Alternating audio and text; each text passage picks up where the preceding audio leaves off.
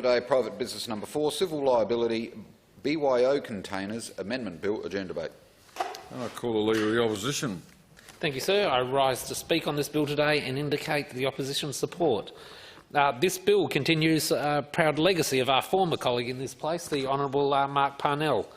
Whilst he's left his place, his presence still warmly felt by many of us, including with a number of issues he championed and with the Robert Sims progressing this bill. Mark, and I'm not sure if he's still the Honourable Mark Parnell. I'm suspecting probably not. Is my guess, but Mr. Parnell introduced this bill, a similar bill about BYO containers to avoid waste in 2018, but Parliament was prorogued before the bill was voted on. Thankfully, the Honourable Robert Sims has now introduced this similar bill to amend the Civil Liability Act to provide limited immunity for food vendors when customers use their own containers. The immunity only applies to personal injuries caused by the use of the container and does not limit the liability of consumers to seek remedies for injuries arising from the food itself, which is, I think, a very important distinction to make clear. The bill also sets out 4 further limits on the immunity from liability. That is, knowledge or reckless indifference on part of the vendor that the food would be unsafe if consumed from a particular container, a negligence in the use of the container, unlawful use of a container, and the provision of food that was subject to recall at the time of the sale. Importantly, also, the bill does not create an obligation to fill a BYO container, and vendors may exercise their judgment as to whether they do or not. No similar legislation currently exists in Australia, so this would continue a proud tradition in South Australia of Australian firsts, although charities like Foodbank have some immunity from the Civil Liability Act arising from consumption from food they give away. So the sale of food in South Australia is governed by the Food Act 2001 with the associated Food Regulations 2017. That legally adopt the provisions of the Australian-New Zealand Food Standards Code. This ensures a consistent approach to labelling laws in food sold around Australia.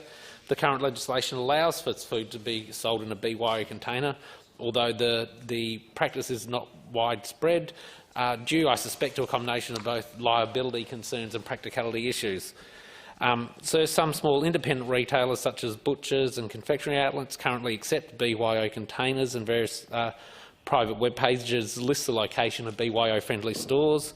I'm informed bigger retailers like Pasadena and Frugal Foodland stores have a self-managed reusable container system where containers purchased from the stores can be reused. Other retailers like Coles and Woolworths have raised potential barriers in their view to BYO containers. These have included food safety concerns and difficulty investigating adverse outcomes if they arise. This bill, sir, will help address some of these concerns from some of those bigger retailers. If a retailer chooses not to participate, even with this legislation in place, then consumers will have a greater choice to use retailers that would allow that, and they can exercise their choice accordingly. We've seen, sir, important legislation on single-use plastics, and this bill builds on that work. Importantly, sir, this bill is about choice. Retailers and both retailers and consumers can choose whether they participate in a scheme that is aimed to be more prevalent for BYO container use under this bill. I also note various retailers who may or may not avail themselves to the BYO container arrangements are moving to use more environmentally friendly containers than they have in the past. I applaud, sir, businesses and consumers who are bringing their values with them in making sure that we reduce the cost and liability on the environment, and I think every piece of waste that we avoid is something that is to be commended and will help generations to come, and we will be supporting this bill, as I said at the outset. Mr Franks. Thank you, Mr President. I rise today very briefly but to add my support for this very sensible bill. As my colleague, the Honourable Robert Sims, has noted, this bill is an extremely simple amendment to the Civil Liability Act that aligns with the general population's desire to cut back on single-use plastics and, of course, indeed, the Marshall government's desire to phase out single-use plastics that the Greens have happily supported, regardless of our political colours. By now, I believe that we are all well aware of the dangers of plastic, not only to humans but to all forms of our life and environment as well. Studies have shown that toxic chemicals leach out of the plastic into our food and water and then into us. Exposure to these chemicals has been linked to cancer, birth defects, impaired immunity, endocrine disruption and many other health issues. Plastic poses a threat to wildlife who mistake it as food and eat it. Birds that have slowly starved to death have been found with stomachs full of plastic that they cannot digest, which leaves little to no room for actual food that they need to survive. It litters the side of our roads, our parks, our beaches, our oceans. It is everywhere, literally everywhere. Microplastics have been found in the placenta of parents after giving birth, and we consume approximately a credit card's worth of plastic each week. We have plastic inside of us right now. There is a clear rationale for reducing plastic use. The why is quite simple. The how is where things, of course, become a little more nuanced. Currently, many businesses are reluctant to allow BYO containers due to the potential liability should the consumer become ill.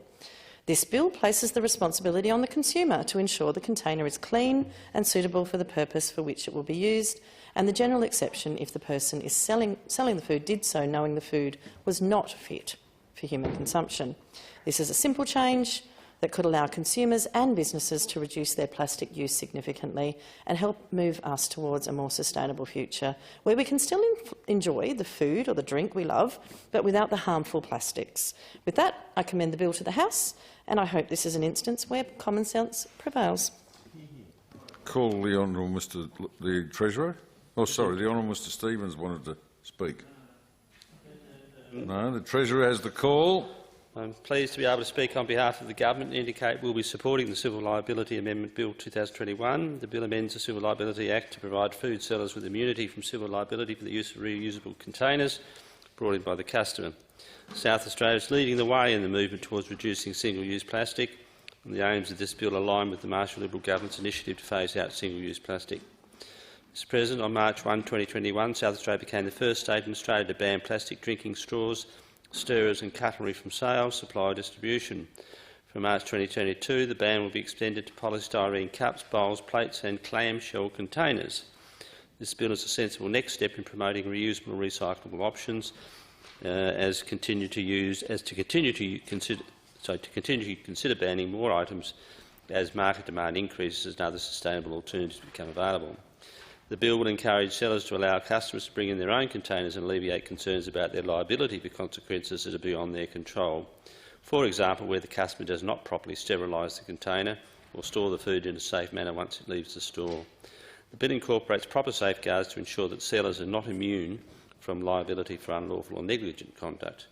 The Government will be moving 3 minor amendments to the bill to assist it to operate as intended, and I thank the honourable member for working with the Government on these amendments.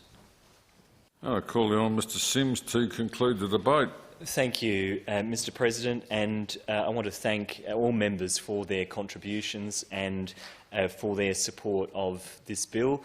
In particular, I want to acknowledge the fact that whilst this is a very simple reform, it does traverse a few different portfolio areas, and I've greatly appreciated the support of the Attorney and her office, also the Minister for Health, the Honourable Stephen Wade, MLC, and the Minister for the Environment, the Honourable David Spears.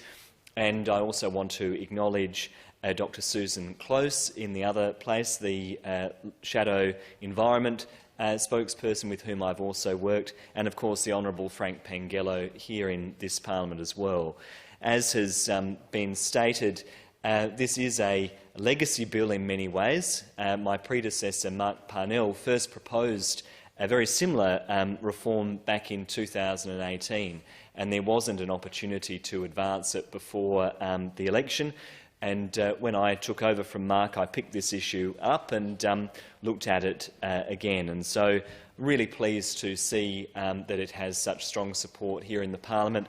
I think it is something that will be welcomed not only by consumers but also by businesses that want to do the right thing in terms of encouraging customers to bring in their own containers and to reduce waste, and will now have protection in doing so, and will have a clear framework in terms of our legal protections that will work for them.